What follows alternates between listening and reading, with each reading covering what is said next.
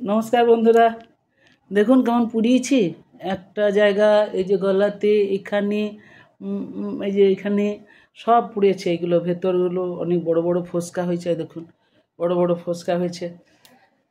এত বছর এঁদে রেঁধেও মানে পুড়ে যাচ্ছি। হ্যাঁ, তার মধ্যে কি করেছি বলুন তো, সাবুর লুচিটাকে জোরে ছুঁড়ে দিয়ে মানে ফেলে দিয়েছি, তেল ছিটকে গিয়ে গোটাই পুড়েছে। তো যাই হোক, কতগুলো ইংরেজি শব্দের মানে উচ্চারণ জানি না কিভাবে। যে আমরা কি বলি TO2, DO2, জিও সেখানে গো বলতে হবে। এই কত মুশকিল বলুন তো, জিও গু বলতে পারবো না।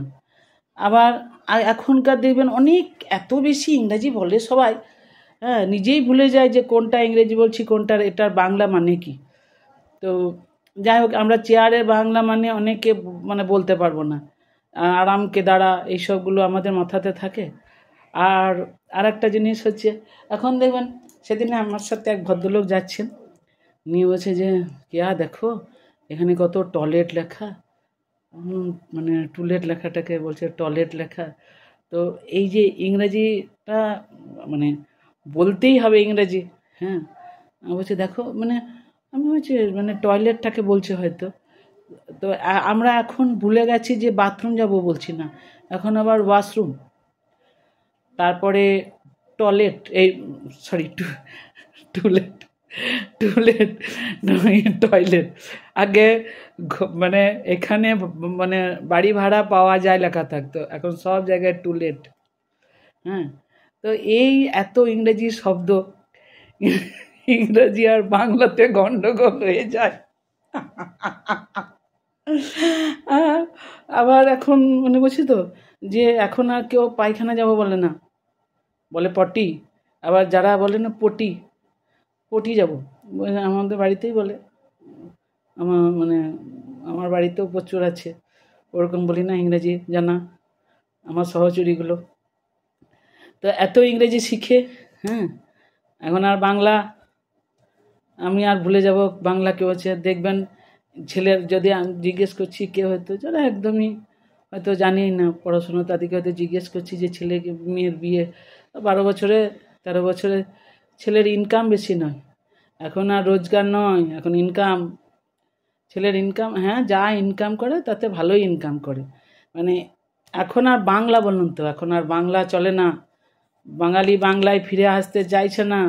দুদিন পরে যখন দেখবেন আমাদের দেশ হয়ে যাবে পুরো, এমনিতে তো শহরে তো কেউ বলেই না, শহরে যতটা পারে বাংলাটাকে বাদ দিয়ে ইংরেজিতে বলতে শুরু করে দেয়।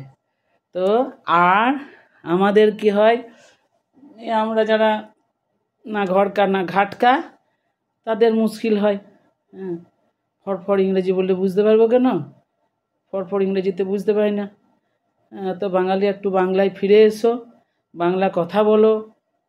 বাথরুমটা বলো ঠিক আছে, আগেকার মতন কলঘর বলতে হবে না, যে আমাদের ঠাকুমাদের আমলে কলঘর বলা হতো, শুনেছি ঠাকুমারাই বলেছেন, দিদারা বলতেন যে জানিস আমরা কলঘর বলতাম, তোরা এখন বাথরুম বলিস। তো সেই জমানায় ফিরে যেতে হবে না, বাথরুমে ফিরে এসো, তা নয় ওয়াশরুম। তো যাই হোক, এইভাবেই চলতে হবে আমাদেরকে। হ্যাঁ, টয়লেট নিয়েও চলতে হবে, মানে TO2 বলতে হবে, DO2 বলতে হবে, কিন্তু জিওর বেলায় গো বলতে হবে, জিওর বেলায় গু বলা যাবে না। চলুন, ভালো থাকবেন। খুব মজা পাচ্ছিলাম সেদিনের কথাটাকে, অনেক দিন থেকেই বলবো বলবো ভাবছি, আজকে 3-4-5 আগেই আমাকে বলেছে একজন, যে দেখো বাবারে চারিদিকে টয়লেট লেখা। তো আমি বললাম এত তো বাথরুম কোথাও হয়নি, তো যাই দেখলাম টুলেট লেখাটাকে বললো টয়লেট লেখা। এইভাবেই চলি সবাইকে নিয়ে, টয়লেট, টয়লেট আর টুলেট আর ওয়াশরুম আর বাথরুম। এখন আর বাড়ি ভাড়া পাওয়া যায় না, এখন সব টুলেট লেখা আছে। এবারে ধরুন গ্রামের ভাষা কত বুঝবে বলুন। হ্যাঁ, তো ঠিক আছে, আসি বন্ধু, আবার দেখা হবে।